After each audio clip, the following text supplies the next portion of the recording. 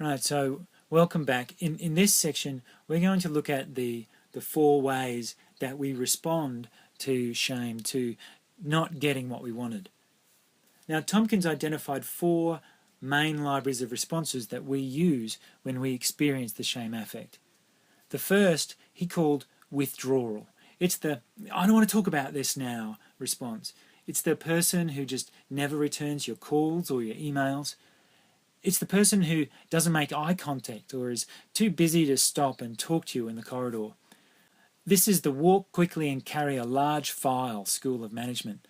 It's about removing myself from view so you can't make me feel any worse than I already do. The opposite pole is what Tomkins called avoidance. This is the when I was in Sydney talking with the board last week response from the person who's seeking to draw attention away from whatever it is they're ashamed of and towards some other aspect of themselves that they feel proud of. Now, this is the approach of the academically struggling student who displays great skill in sports. It's also the approach of the physically struggling student who draws attention to their academic successes.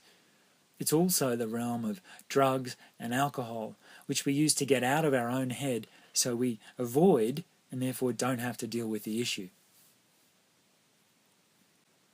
The third response that Tomkins identified is attack self. This is the preferred approach of the person who openly blames themselves and their deficiencies.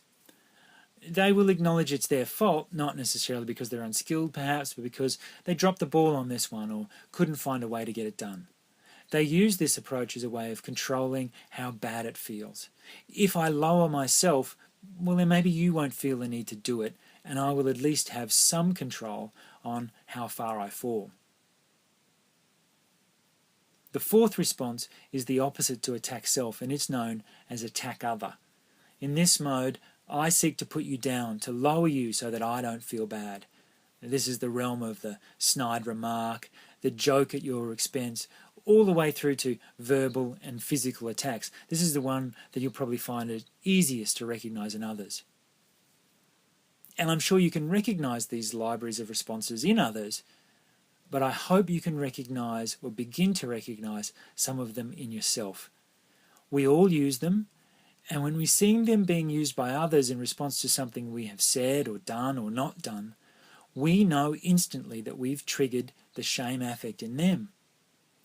And that triggers the shame affect in us and prompts a response from us from one of the points of this compass. Now, the other person will see that they've triggered that in us, which is an additional source of shame affect in them, and around we go, often with the intensity of the affect increasing each time. And that's what's known as a shame spiral.